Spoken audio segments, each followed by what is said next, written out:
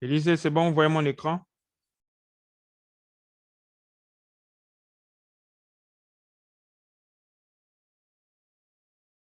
Vous voyez mon écran?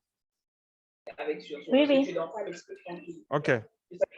Bon, ce soir, nous allons parler de la théorie des dos et l'application en trading du Forex. Nous allons parler de la théorie des dos et l'application dans le Forex.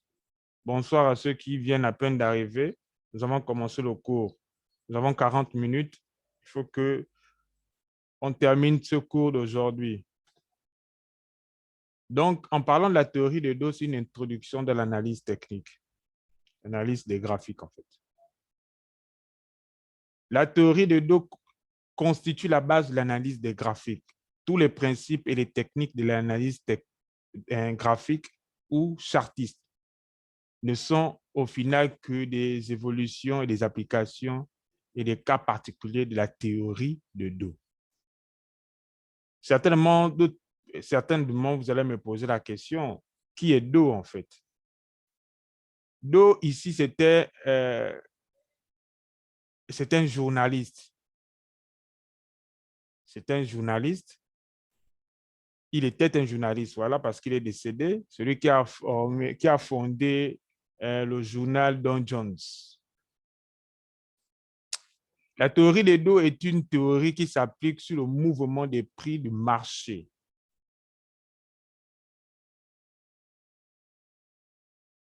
Je vais parler un peu de lui. L'un des aspects les plus importants à comprendre en matière de l'analyse technique lorsque l'on pratique le trading sur le Forex ou la théorie de dos. Pour ceux qui ignorent ce dont il s'agit, c'est un concept créé par Charles Do. C'était son nom, Charles Do, dans les années 1900. Ce concept est considéré comme étant l'une des bases de l'analyse technique, qu'on appelle aujourd'hui la théorie de dos. La théorie de dos est principalement utilisée par les traders sur les marchés du Forex. Ces principes peuvent aider les traders à comprendre comment un marché évolue et se déplace et aident à identifier la tendance de ce marché en leur offrant des opportunités de trading rentables. La théorie de dos est facile à assimiler, peut être appliquée par quiconque sans prise tête. Il s'agit de l'une des théories les plus importantes. Elle distingue trois types de tendances, mais elle a également trois phases bien distinctes qui se composent de la tendance du marché traitée en elle-même. Charles Do. Charles Do est en fait, en un mot, on va dire, le père de l'analyse technique, ce journaliste. Et je suis un peu entré plus dans les détails des informations de Charles Do. En fait, on dit que c'est quelqu'un qui n'a pas terminé son cursus. Mais il est le père fondateur de l'analyse technique. Donc, tous les traders du monde entier se servent de sa théorie pour rentrer dans les marchés, pour faire l'analyse technique.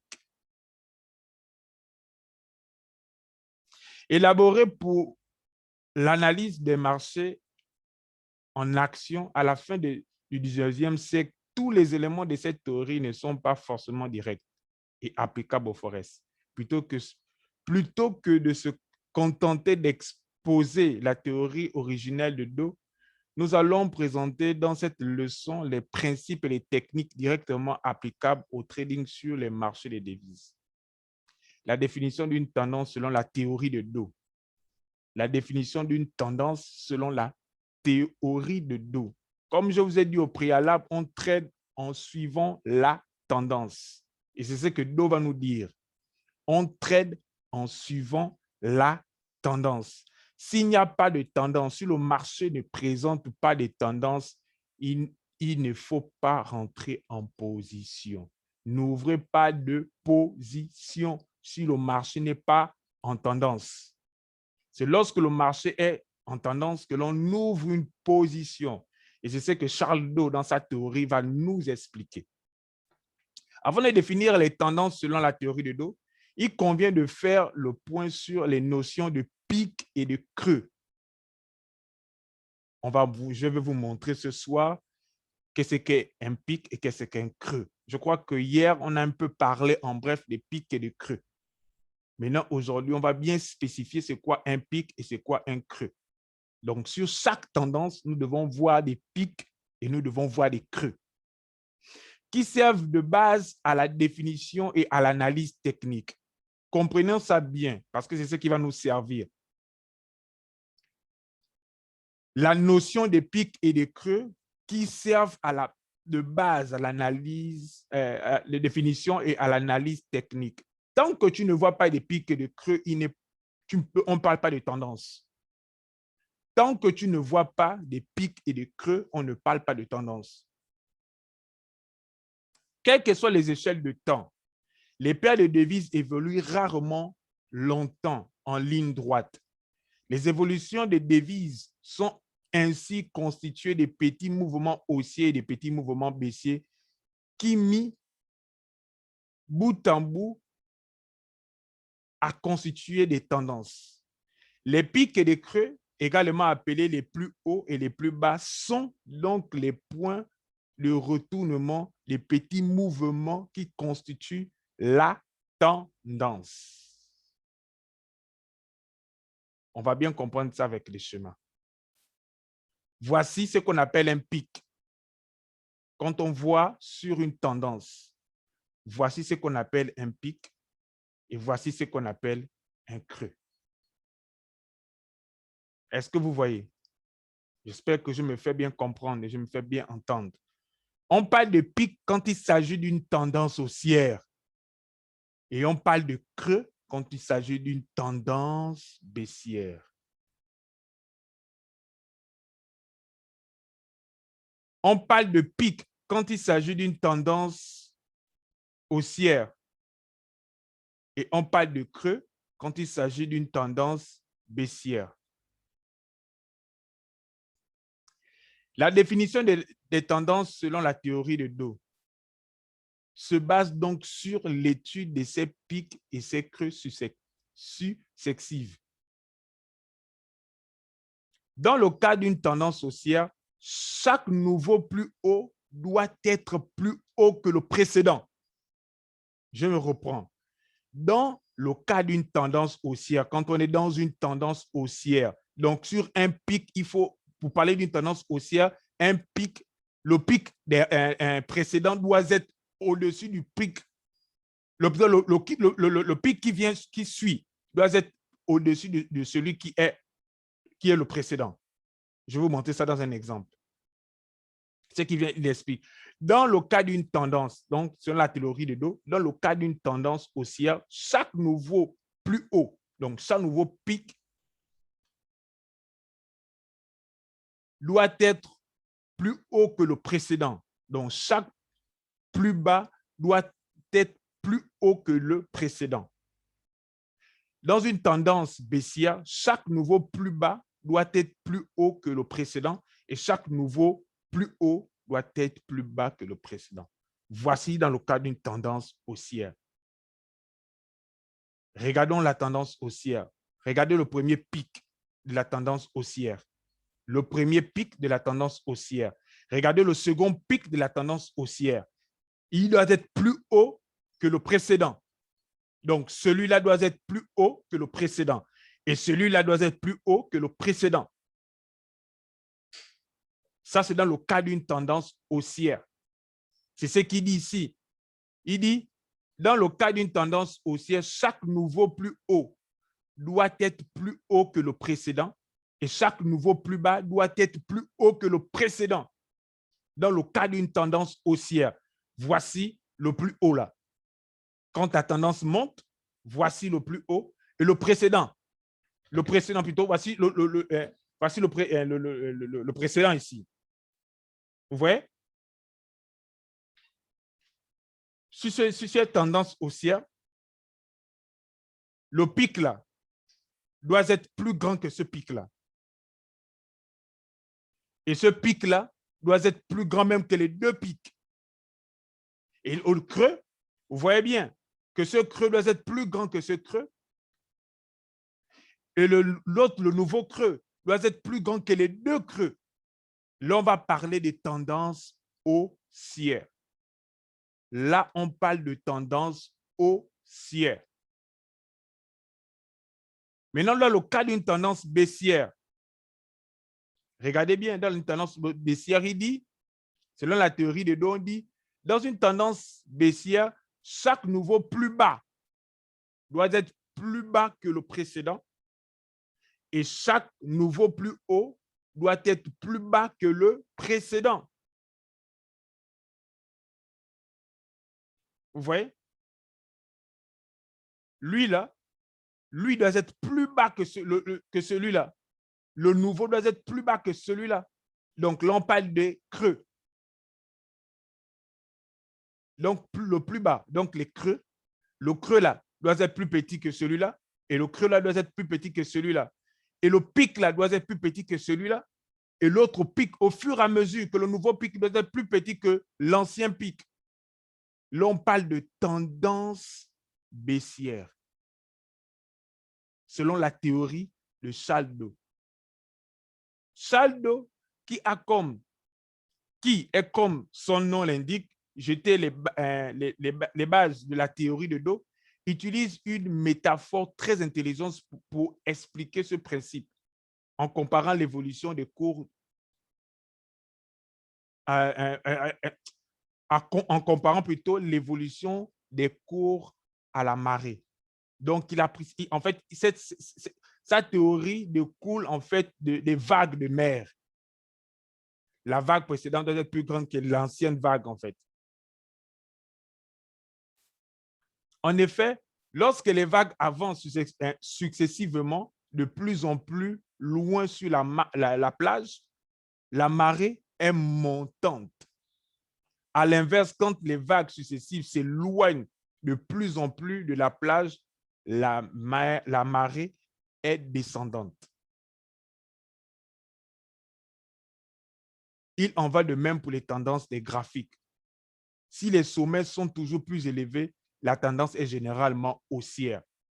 Si les sommets, ça c'est à retenir, si les sommets sont toujours plus élevés, la tendance est généralement haussière. Et si les creux sont de plus en plus profonds, la tendance est généralement baissière. En un mot, je veux dire, au lieu de dire les sommets, si les pics sont toujours de plus élevés, la tendance est généralement haussière. Et si les creux sont de plus en plus profonds, la tendance est généralement baissière. Comment utiliser ce principe dans les faits? Premièrement, une tendance respectant ces règles aurait plus de probabilité de se poursuivre. Quand une tendance respecte les choses, les normes, elle aura toujours tendance à se poursuivre. Donc, les pics et les creux auront toujours tendance à se poursuivre. Une tendance qui ne respecte pas ces règles envoie par conséquence des signaux avancés de fin de la tendance ou d'affaiblissement. C'est-à-dire, ça veut dire que si vous voyez qu'une tendance ne fait pas, si on exemple sur une tendance haussière, si on ne voit pas des pics de plus en plus ascendants, soit la tendance s'affaiblit, soit on va tomber à un retournement de la tendance. Si dans une tendance baissière, les creux ne sont pas de plus en plus descendants, soit on a un affaiblissement de la tendance, ou soit on va aller à un retournement de la tendance.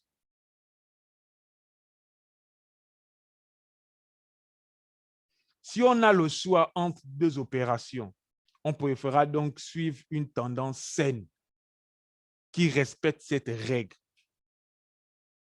C'est-à-dire, ça veut dire qu'on ne trade qu'en suivant la tendance. Quand on ne dit pas des tendances saines, ça veut dire que lorsque tu vois des pics de plus en plus ascendants, ou de creux de plus en plus descendants. Tu es sur une tendance saine, une tendance claire, limpide. Et là, tu peux rentrer et prendre des positions. Ensuite, on a pris position sur une tendance saine. Ça veut dire que c'est une tendance qui te présente des pics de plus en plus ascendants et des creux de plus en plus descendants,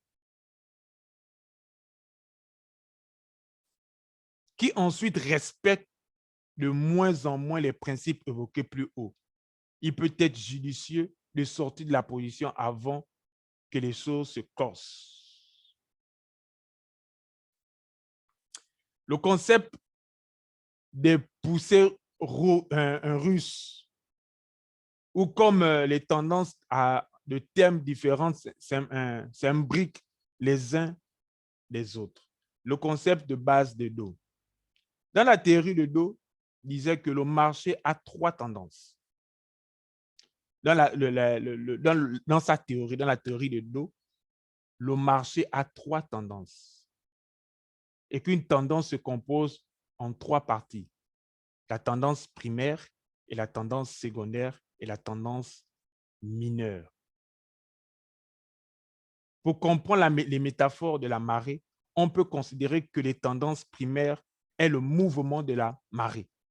Et les tendances secondaires sont les vagues et les tendances mineures sont les clapitis qui se forment au-dessus des vagues. Ça veut dire qu'on a déjà observé, nous tous, le mouvement des vagues. On les a déjà tous observés. Cependant, le forest est un marché où tout se passe très vite et qui ne s'explique pas lors de la formulation de la théorie des dos. Et cette vision de l'étude des tendances n'est pas très adaptée au trading sur les marchés des devises. Il est en effet plus pertinent de considérer les mouvements des paires de devises en faisant une comparaison avec les poupées russes. Ces statues de différentes tailles qui s'imbriquent les uns des autres.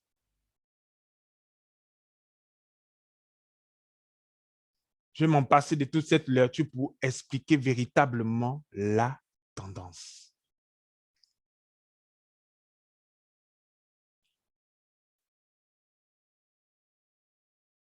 Les lignes de tendance sont en quelque sorte des supports et des résistances obliques et mobiles. Les règles de tracé. On va voir les tendances. C'est quoi la tendance? Pourquoi on parle de la tendance? Pourquoi trader sur la tendance? Pourquoi la tendance? Et pourquoi Charles Dow veut que l'on trade sur la tendance?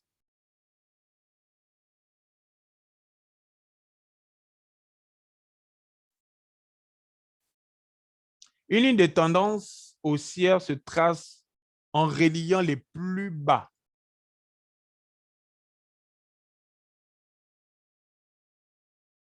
Une ligne de tendance baissière se trace en reliant les plus hauts.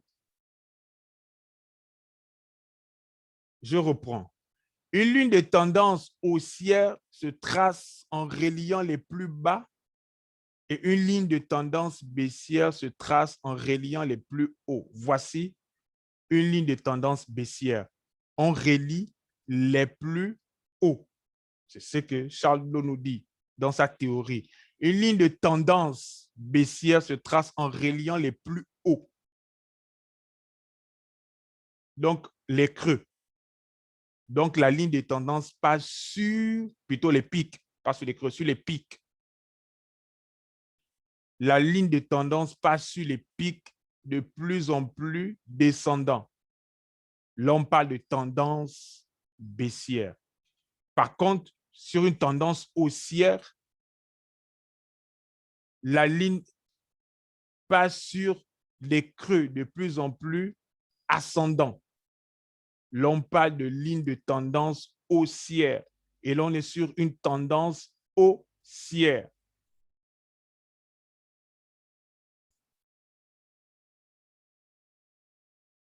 Lien avec la théorie de dos. Rappelons, selon la théorie de dos, une tendance haussière est constituée de pics et de creux croissants, à l'inverse d'une tendance baissière composée de pics et de creux décroissants. J'insiste là-dessus. J'insiste là-dessus parce que notre théorie et notre stratégie va se baser que sur les tendances. Dès que le marché est en tendance, on peut prendre une position. Si le marché n'est pas en tendance, on ne prend pas de position.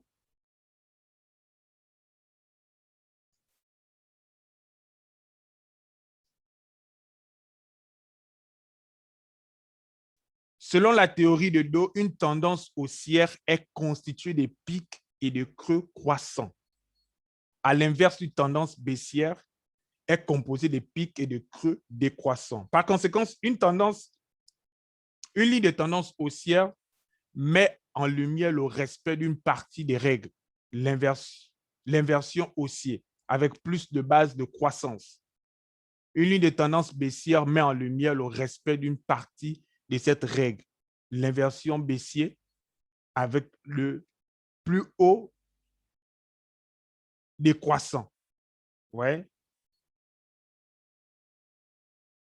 Voici des pics. On a des pics ici.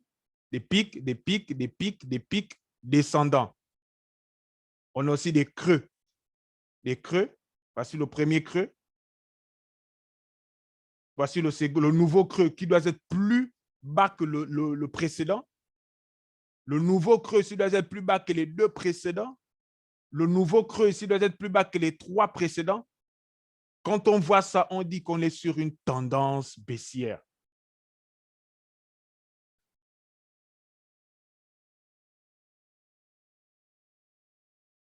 Comme nous l'avons vu ici-dessous, une ligne de tendance haussière est une ligne qui soutient la hausse des cours. Une ligne de tendance haussière soutient la hausse des cours. Une ligne de tendance haussière soutient la hausse de cours en stoppant les petites baisses intermédiaires. Une ligne de tendance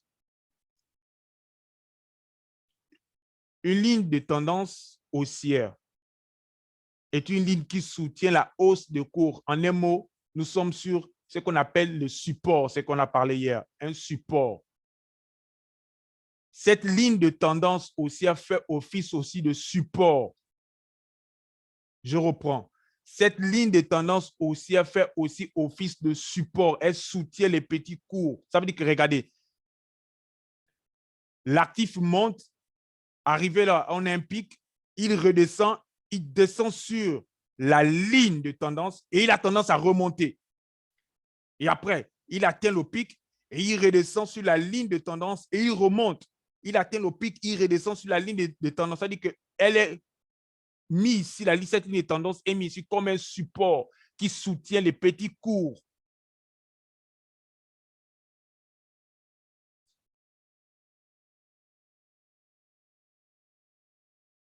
À l'inverse, il peut être judicieux de se positionner à la vente lorsque le cours approche une ligne de tendance baissière. Non, excusez-moi, je suis allé plus vite. Vraiment désolé. On dit à l'inverse, une ligne de tendance baissière est une ligne qui pousse les cours à la baisse en bloquant les petites hausses intermédiaires. Voici une ligne de tendance baissière. Est-ce qu'on voit une ligne de tendance baissière? Là, on suppose qu'on revient comme ça, on a ce creux. Et fini le creux, il monte, il touche la ligne de tendance et il redescend. Il retrouve un autre creux, il vient encore créer un autre creux ici, il remonte, il touche la ligne de tendance, il redescend. Il crée encore un autre creux ici, l'actif, il remonte, il touche la ligne de tendance et il redescend. Ouais. Il ne sort pas, il ne déborde pas. Il touche juste la ligne de tendance qui fait office de résistance. Donc, la ligne de tendance qu'on a tracée dans une tendance baissière fait office de résistance. Elle résiste au cours du marché. Parce que le cours du marché ne gravite pas au-dessus de la ligne de tendance. Elle a tendance à toucher la ligne de tendance. Elle redescend.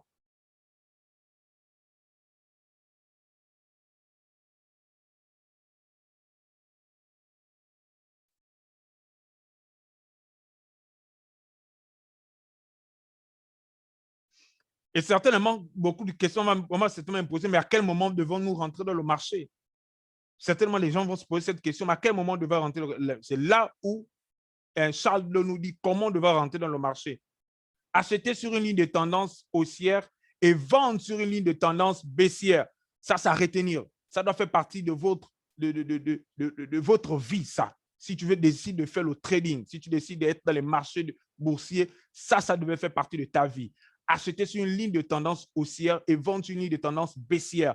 Acheter sur une ligne de tendance haussière et vendre sur une ligne de tendance baissière.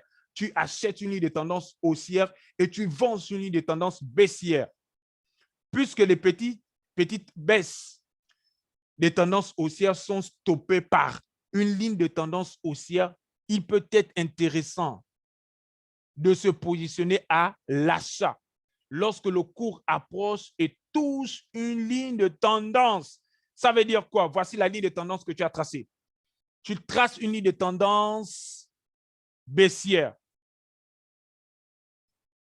Donc, on a dit qu'on trace la ligne de tendance en partant du pic le plus haut vers le pic le plus bas. J'ai tracé ma ligne de tendance baissière. Maintenant, à quel moment devrais-je prendre une position de vente? À quel moment je vais prendre une position de vente? Voici là où je prends une position de vente. Là. À ce pic-là, je prends une position de vente. À ce pic-là, je prends une position de vente. Si je veux, je sors ici. Ou bien, je sors une bonne fois ici.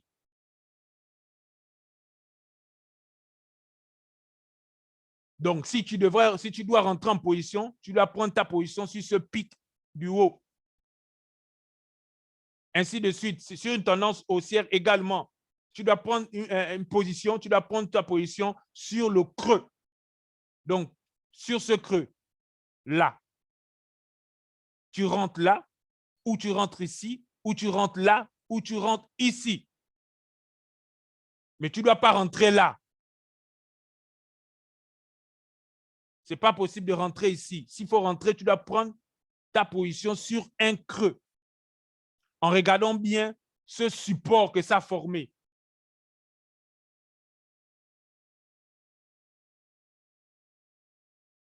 OK, je me suis fait comprendre. Comment devons-nous rentrer?